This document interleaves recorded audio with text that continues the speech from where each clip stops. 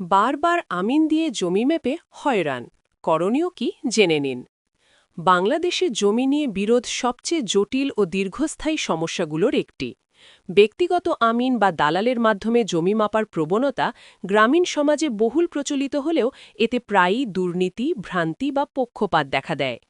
এর ফলে আইনি জটিলতা সৃষ্টি হয় এবং একই জমি নিয়ে একাধিক মামলা আদালতে চলতে থাকে। এই বাস্তবতায় জেলা লিগ্যাল এইড অফিসের মাধ্যমে জমি মাপঝোঁক ও আপোষ মীমাংসা একটি কার্যকর, স্বচ্ছ ও আইনসম্মত সমাধান হিসাবে সামনে এসেছে। আইনগত ভিত্তি ও বিশ্বাসযোগ্যতা। জেলা লিগ্যাল এইড অফিস একটি রাষ্ট্রীয় প্রতিষ্ঠান যা জাতীয় আইনগত সহায়তা প্রদান আইন ২০০০ অনুসারে পরিচালিত হয়।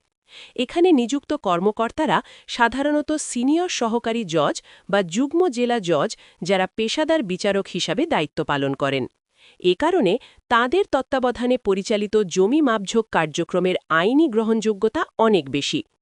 চুক্তিপত্র সিভিল কোর্টের ডিক্রির সমান কার্যকর, যা ভবিষ্যতে আদালতে চ্যালেঞ্জ করা অত্যন্ত কঠিন। প্রক্রিয়ার ধাপসমূহ বিশ্লেষণ। ১. আবেদন ও কাগজপত্র দাখিল। পক্ষগণ নির্দিষ্ট ফর্মে আবেদন করে প্রয়োজনীয় দলিল, যেমন দলিল, খতিয়ান, ম্যাপ, জাতীয় পরিচয়পত্র দাখিল করেন। এর ফলে বিরোধের পরিধি স্পষ্ট হয় এবং পরবর্তী প্রক্রিয়ার নির্ভরযোগ্য তথ্যের ভিত্তিতে শুরু হয়। ২. আপোষ প্রক্রিয়া। প্রতিপক্ষকে নোটিশ দিয়ে আলোচনায় বসানো হয়। উভয় পক্ষ সম্মত হলে সার্ভেয়ার নিয়োগ করা হয়।